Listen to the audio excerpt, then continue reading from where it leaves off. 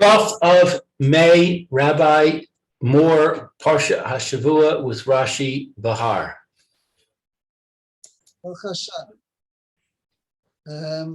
Shalom Aleichem, Steve. Aleichem Shalom. I haven't seen you for some time. Nice.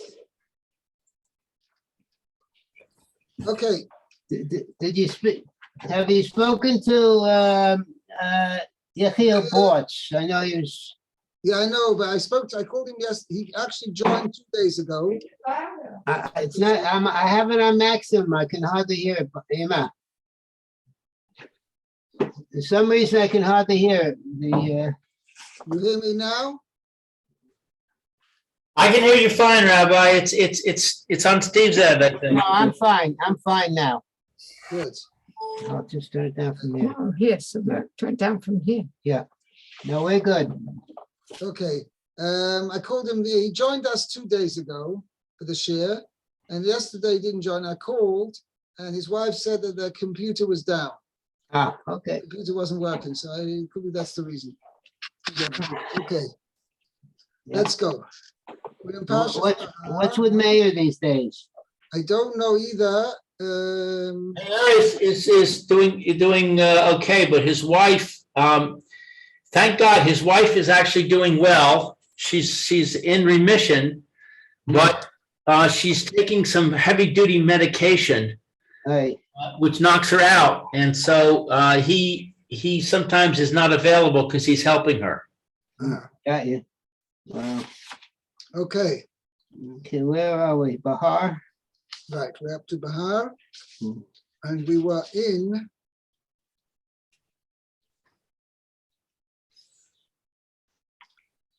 I think we're on 8. 9. You were going to make a comment. It was on Pasuk 9, B'Yom Kippurim. So I'm Rashi in the says, wrong place then. Pasuk 9, I have we're on Chofei or no? we're further chapter than- Chofei, chapter 25, No. Pasuk Tes, Pasuk 9. So the Torah tells you, "V'avarta shofar trua b'chodesh hashvi." You shall sound the wailing shofar in the 7th month, be'asar lachodesh on the 10th of the month. B'yom Kippurim on Yom Kippur taviru shofar b'chol artzachem. You should sound the shofar in all your land. And Rashi asked the obvious question, why it's like a repeat, it's tautologous. It says you sound the shofar in the 7th month on the 10th of the month. What day is that? That's Yom Kippur. Then the Torah repeats again, B'yom Kippurim taviru shofar b'chol artzachem. On Yom Kippur, you shall sound the shofar in all your land. So that's the Rashi over here. I'm going to read it over. B'yom Kippurim, mimashma shenema b'yom Kippurim. But from the fact that it says, the implication that it says B'yom Kippurim, Eini yodea she'at b'asar lachodesh. Don't I know that it means it's on the 10th of the month, because that's when Yom Kippur is. It's the 10th of the 7th month. Im kein lama nema b'asar lachodesh. If so, why does it say on the 10th of the month? To tell you, Tkias Asor L'Chodesh, Doiche Shabbos B'chol Artzachem.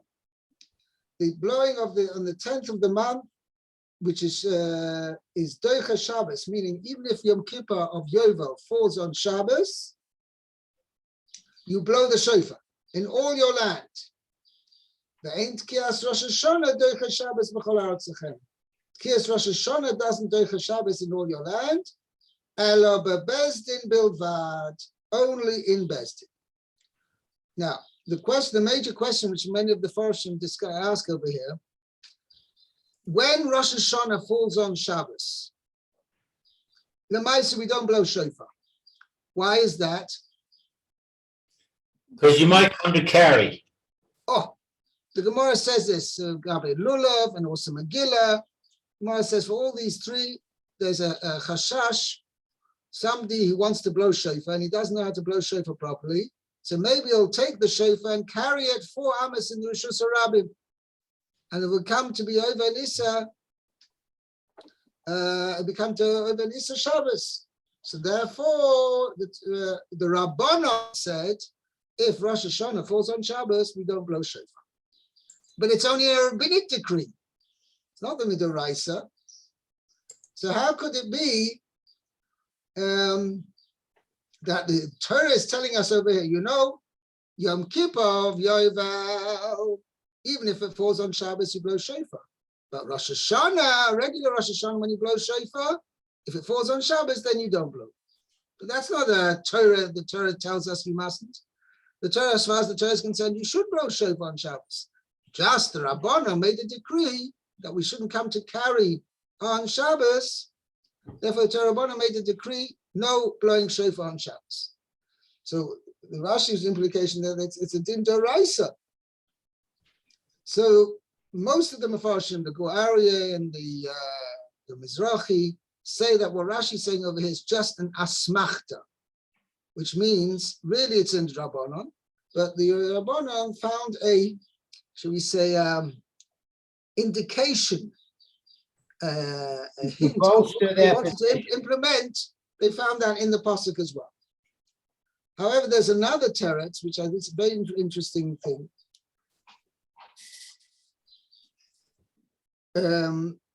There's a Taz, I don't remember exactly where it is, Gabi what din, but the Taz says a very important decide.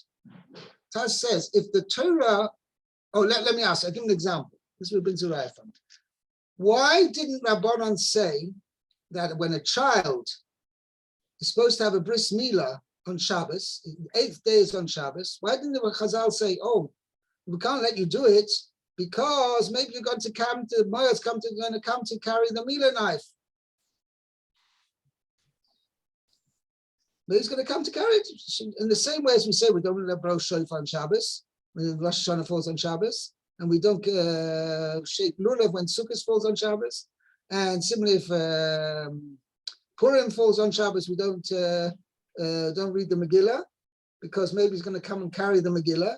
So we should say the same thing, if the baby is born on Shabbos and he has the following week is on the 8th day, he's supposed to have a bris milah that falls on Shabbos. We don't do the milah on Shabbos because maybe he's going to come to carry the milah knife or some other needs of the child. We're going to come to carry it on Shabbos in the Rosh Hashanah. Says the Taz, a very important rule. If the Torah says explicitly, go ahead and do it on Shabbos, then the Rabbanon will not make any institution say not to do it on Shabbos. So if, in other words, Min Asfara, I would have said that Milah, which involves an Issa D'Oraisa of cutting, of causing a wound, right? I would have said, had the Torah not said explicitly that Milah is on Shabbos, I would have said you don't do a bris milah on Shabbos because it involves malacha of Shabbos. Nevertheless, the Torah says, we learn off the pasuk, Bayom Hashmini Yafilu b'Shabbos, that on the 8th day you've got to do the milah, whether it's Shabbos or not. Okay, even if it's Shabbos, you do the milah on Shabbos, and don't take into consideration the fact you're doing a malacha by doing the milah. I still go ahead and do it. But it doesn't say explicitly Shabbos. No, but the Torah adds an extra word. Chazal learned it off in the pasuk. The word by Yom Hashmini is extra, okay, to tell me specifically that that pasuk is telling me it's supposed to do on Shabbos. Dafka, even if the 8th day is Shabbos, you go ahead and do the milah. I don't see an extra word in Bayom Hashmini, but okay. Right, okay, but the Torah emphasizes on the 8th day, whatever day it may be. Okay, even if it's Shabbos. So therefore, says the Taz, if the Torah said explicitly, we'll go ahead and do it on Shabbos, Chazal won't make a takana not to do it on Shabbos. Yeah, but And you're that's learning the at meaning. Shabbos. And that's the meaning Shabbos over here is too. Parsha. Shabbos, it doesn't say explicitly Shabbos. Yeah, but the Torah implies, go ahead and do it, and Torah says an extra. Yom Teruah is Rosh Hashanah. Not called in the Torah. I don't mean explicitly, but the Torah is going out of its way to make an extra drasha to tell me that if the bris milah should be done on Shabbos, so Chazal, for other reasons, for reasons that we were worried about the carrying or something like that, Chazal's not going to make a takana say not to do it. So the similar thing over here as well. that what the Torah means, what Rashi says over here, the pasuk's telling you, B'yom HaKippurim taviru shofar b'chol ha'aretzachem. Let me on Yom Kippur. Why shouldn't I have the same chashash? If I'll be blowing shofar on Yom Kippur of Yovel, I should say, 1 second, maybe he's going to come to carry the shofar. And therefore we should say, no, okay, the Torah tells us to do it, but there's a chashash, maybe he's going to come to carry the shofar. So Chazal would say, no, don't do it. No, because here the Torah tells us explicitly, and that's what Rashi says.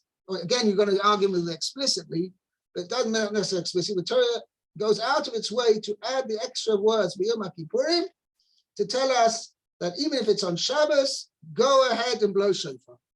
Unlike Rosh Hashanah, regular Rosh Hashanah, where Chazal tell us don't blow shofar. Yeah, but Rashi says, although but baked in the bilvad. Right, then based in there would be. The best in they do blow shofar. Because even on we not know it because we don't have a proper Bezdin. But the Gemara in Rosh Hashanah says that even if Rosh Hashanah fell on Shabbos, that in Bezdin, where there was the Sanhedrin or the Bezdin Haggadah, that they blew shofar in the presence, in the company of the Bezdin Haggadah. Okay, let's go on. Hi, Mayor. I don't hear you. Mayor, you're muted. Okay, Yeah, I you have a can baby unmute now. crying downstairs. I didn't want him to disturb the class. Okay, fine. Okay, let's go. Steve, Pasuk Yud. Good, okay, let's see now. V'kidashtem et shnat ha-chamishim shana, does that go with that? Okay, and you shall make holy the 50th year. Ukraftem, draw ba'aretz, and you shall proclaim the famous pasuk here, liberty throughout the land. L'kol yeshvei unto all that All dwell its in it, inhabitants. live in it. Yovel he tiyeh lachem. It should be a Yovel, 50th. He translates it 50th Jubilee to you. Shavtem ish el achuzato, and you shall return to every man Each man to his possessions, his dwelling. I'm not sure how. his heritable property. Inheritable property. The ish el mishpachto tashuvu, and every man to his family he shall return. Meaning somebody who's an Eved, a Jewish Eved, is freed by Yovel. Uh-huh. Okay, we're going to see this in Rashi. Rashi makes a point on this. Okay. Okay, let's see the Rashi here. Rashi, the kidashtem, you shall make holy. The nisato mekachin otav bebeitin. Yeah, when Yovel comes in, you shall make it holy in the. So sanctify it in Bezdin. In the Bezdin, the Omrim, Mikudeshet Hashana, and someone, maybe the Bezdin says, Bezdin, right. The Bezdin say that this is a holy year. Right. Ukraftem draw la avodim, and that's the rule, by the way, when Bezdin is Makadish the Chodesh, the month of Tishrei, and proclaim it to be Rosh Hashanah. So at the same time, they say if it's the Jubilee year, this year is the Jubilee year. Ukraftem draw la avodim, and you shall proclaim freedom to the slaves, Jewish slaves, I think. Right. They Nirza, whether they've had their ear drilled Those Yes, they right. wanted to stay with the situation. Bain Shalo, Shalo. Oh yeah, let me know. Yeah, I got it now. Bain Shalo, Kalu Lo Sheishanim, and though for him who the 6 years haven't ended. Usually Jewish Mishenimka, 6 years. Nimkar, since he was from when he's been sold. so yeah. So it means there's two examples where, as a result of Yovel, the Jewish servant will go free when otherwise he would not have. So there's two situations. Either he has already served 6 years, but he wanted to stay longer, and then he has his ear pierced. And the Torah says in Parshas Mishpatim, "Va'avodo la'olam," he serves his master forever. But the Chazal say la'olam doesn't mean forever, means till Yovel comes along and Yovel sets him free. Because when it comes to the Yovel year, he goes free. I'm a Rabbi Yehuda. Well, one thing I just think, and then there are a second example, which is also a big chiddush from this pasuk, which otherwise we wouldn't know it, is that even if he was sold, let's say a Jewish servant sells himself or sold by Bezdin in the 47th year of the Jubilee cycle, that means he's only 3 years. So I might think, well, he's got to serve a minimum of 6 years. Torah tells us no. Here, if the Yovel comes in the middle of his 6 years, he still goes free. Okay? I'm a Rabbi Yehuda. Ma'u Shantrov. What is this word? What's the Expression. expression draw mean? Or where do we get it from? Kima dayer they darye Daira. daira. One who's Like somebody who's living in a dwelling, living in a house or something. no, Beit Daira means he lives wherever he lives. Okay. Shedar, the call makom, one who lives in every place. Shahura said that he wants. That's it. Einoi b'shus acher. Shoot acherim. And he's not under the, he has authority of Authority of others. others. He can live wherever he wants. There's no limitations. A free citizen. Whereas when he was a servant, he was limited. He couldn't go wherever he wants. He's under the jurisdiction of his master. Yovel he. A jubilee it shall be. Shana zot muvdelet misha shanim. It's this year is different from all other years. B'nekivat shame la levada. Oh, of course, it has a special name. In other words, this year is called Yovel, special name. Uma Shma. And what is its name? We know, but okay. Yovel Shma. Its name is Yovel. Al Shem Tekiyat Shofar. On account of that, there's a special mitzvah of Tekiyat Shofar in that year. And I haven't read this. Yovel means horn. I didn't. Right. Yovel is the ram's horn, right? It's called Yovel. Yovel actually is in the Aramaic refers to a ram. But when here with the thing, we actually find it by Matan Torah, it says, what's the Russian? Oh, I forgot the thing.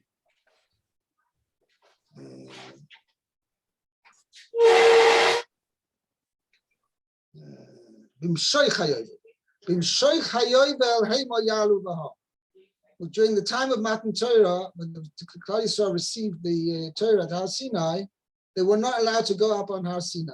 There were very strict, very severe restrictions on that they could not go up to the mountain. In fact, anybody who tried to go up on the mountain got zapped on the spot.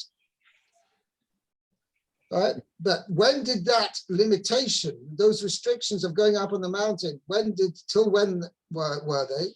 So the pasuk tells us, "Bimshoich hayovel," when the yovel makes a long sound, an extended sound, "Heimo yalu v'har," then they can go up onto the mountain. So that you see that the Torah uses the term yovel as referring to a shofar, because yovel means a ram's horn. That's basically the thing. When the ram's horn makes a long sound, so it's now been, shall we say, the word jubilee is actually taken from the word yovel. It's like a anglicization of the word, okay? But the Atzim word is, the source is the word yovel, but the actual word yovel means a ram's horn. And the reason why it's called that is because you've got a mitzvah blowing the ram's horn on Yom Kippur of yovel. That's a special mitzvah only on yovel and no other time. Okay. Weiter. The Shavtim ish el achuzato, and you shall return every man to his property. Hasadot, to his fields. Hasadot, and the fields go back to their original owners. Right. Somebody who sells, any person who's has a landed property in Eretz Yisrael, which he has received it at his portion of the land from his father or ancestors. This was their family portion received from originally when they came to Eretz Yisrael, which was divided out by the 12 leaders of the tribes under Moshe and Aaron's auspices. So then that land, if he decides, so somebody has a piece of land, he has a field in Eretz Yisrael, which he received as inheritance from his ancestors, and now he's hard up, he needs cash. Can he sell his field? The answer is yes. However, the sale of the field is not valid it was not a permanent sale. The sale is only until yovel. So if he sells it, let's say in the 3rd year of the yovel cycle, the sale is only for 47 years. And if he sells it in the 30th year of the yovel cycle, the sale is for 20 years, etc. Actually, maybe just 19 years, because it's a 49-year time when you can sell, up to the end of the 49th year. And comes the 50th year, then all fields go back to the original owner. Okay? The By the way, if it's sold further, like it's passed on, nothing. Reuven, who's the original owner, his family was the original owner of the field, he sells it to Shimon. So the sale to Shimon is only up to yovel. Then when Shimon sells it again to Levi, maybe, so then Levi also only buys it also up to yovel, etc., etc. So however many times it may change hands during those 49 years, comes at the end of the 49 years, comes the 50th year, goes back to the original owner. Okay. How are you going? One more thing. The Ish el Mishpachto Toshuvu. The Ish el Mishpachto Teshuvu, and every man to his family shall return. You shall return each man to his family. The rabbis. The rabbi Nitzra. This comes to include the servant or slave who had his ear pierced. Right. So even though it says la'olam, this pasuk tells you, no, each man should go back to his family, which means that even somebody, a Jewish servant who had his ear pierced, and about which the Torah said he should serve the master forever, this pasuk comes to, shall we say, make a limiting clause in that part. In the pasuk, he says he serves forever. That ever doesn't mean forever. Okay, it means till the Jubilee year, and when come the Jubilee year, then each person, every man, every Jewish slave goes back to his original family. Okay, Meir, let's see pasuk Yud Aleph. Okay. It says Yovel he Shnat hamishim shana tihiye lachem lo tizra'u velo titzeru et sificheha velo titzeru et nizireha. Okay. Oh boy. Okay, so Yovel He, it's the 50th year. Okay.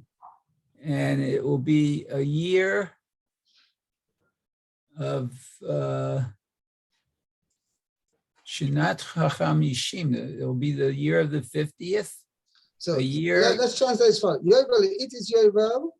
Mhm. The 50th, this year of the 50th year, it should be for you. Okay? In other words, Oh. this 50th year shall be for you the Jubilee year.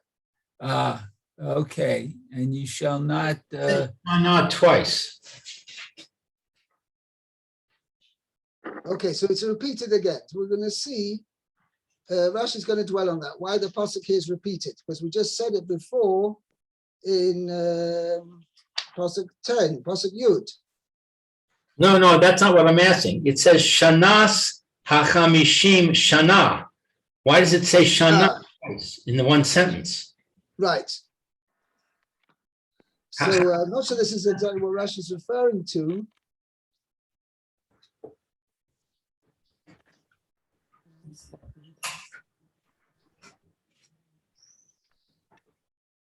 Yeah, I don't know. You should say Shnasa Chamishim Shana. The Gemara does learn it out, does say, but this I'm not sure whether it repeats the word Shana. Rashi does point out the fact that it's just Dafka the 50th year is got a din of Yovel, and not, it doesn't encroach, not before and not after into, in other words, not before into the 49th year, and not after into the 51st year. The Yovel year is limited from Rosh Hashanah of the 50th year till the last day of Elul of the 50th year, and nothing extra. So if I translated it, the year of the 50th year, it will be for you. Would that be a literal correct literal translation? I don't know, it's a stam tautologist. Let me see over here. I'll tell you in a second how I translated it.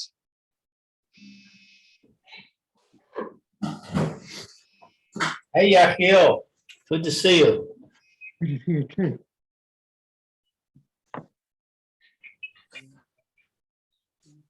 Yeah. So I translate as follows. Listen, you'll see from Rashi why I translate this way. Just the year period of the 50th year is to be the Jubilee year for you. Ah, nice. I like that. Okay?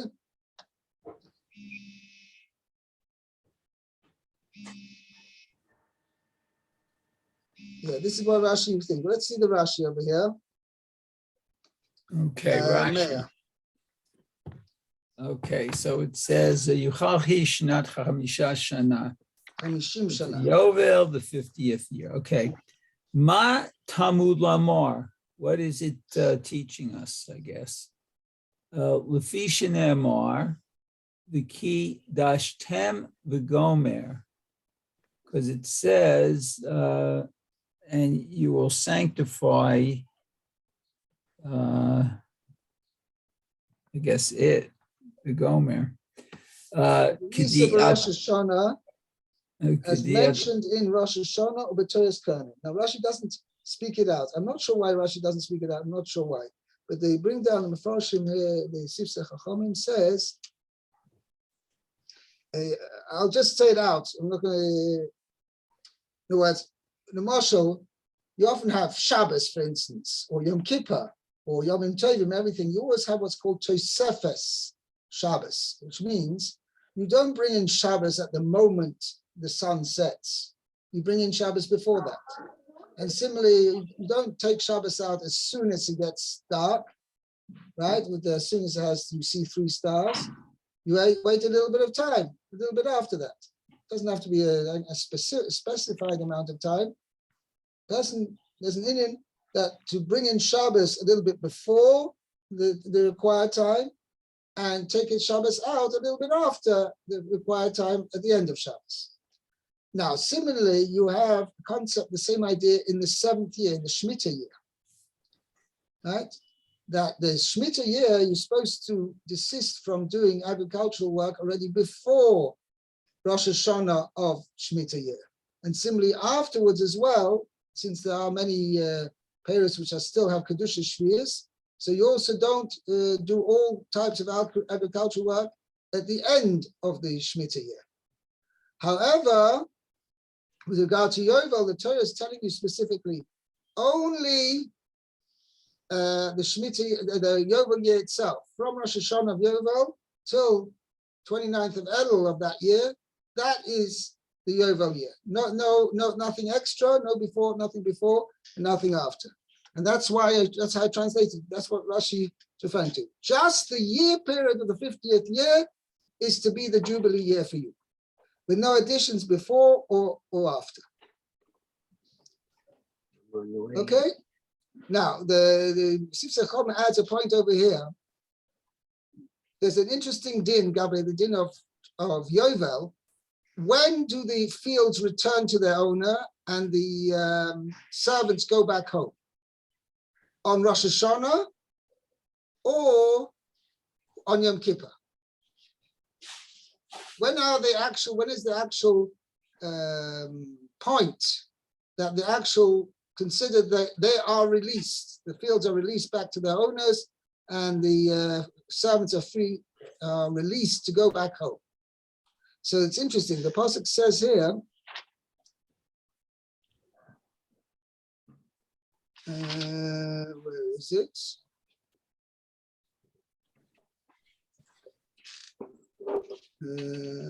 Yeah, Yovel hitiyeh lochem, v'shavtem isha lachuz oseh v'isha meshpachto toshuvu. Okay. We said the term Yovel is referring to the shofar. That the shofar indicates that that's when the servants go back, or the fields go back to their own. So the Gemara says actually that the pronouncement that the year that there is going to be release of servants and fields is already made at Rosh Hashanah, beginning of the year. And Yom Kippur is when it actually comes into force. So the interesting, as far as servants the Jewish servants are concerned, the pasuk says, and the Chazal learn out that they actually stop working for their masters from Rosh Hashanah, but they don't actually go home till after Yom Kippur. Okay, so I would have had a Havamina similarly that I might think that the Yovel year continues at the end of the year till the following Yom Kippur, because you want to have a full year of a full Jubilee year.